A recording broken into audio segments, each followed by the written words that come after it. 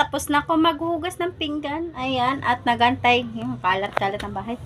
Nagantay ako sa sinaing ko na maluto. So, ayan din, may saag dito na pusa. Ayan. Yung pusa, ang cute-cute. Ang cute-cute-cute. Ganda ng mata niya. Ang cute-cute-cute. No, cute-cute-cute. Cute niya niya. Cute. Nangihingi siya ng pagkain. Pinakain ko na siya. Pinakain ko siya ng isda. Inihang isda. May natira pa ya. Pinakain ko sa kanya. Na, pangalan nito, binigyan ko siya ng pangalan. Kabang.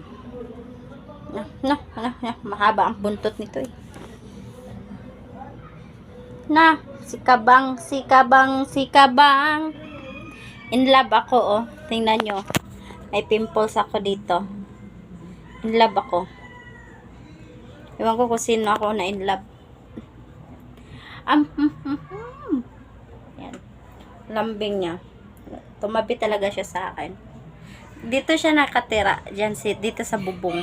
So, dahil lagi ko siya pinibigyan ng pagkain, pumasok na siya dito. Yan. No, Kabang. Bang. No. So, ayan guys. Hanggang dito na lang yung video ko.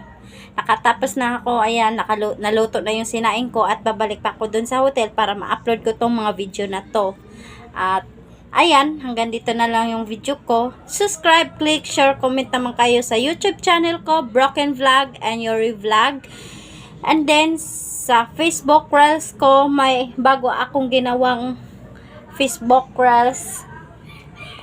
Lorraine Glipa, small girl. Ayan, sana i-share, comment naman ninyo yung new account ko sa Facebook Reels. Ayan, din Ana Kapobre Vlog. Ayan, sana marami pa mga followers darating sa akin at sana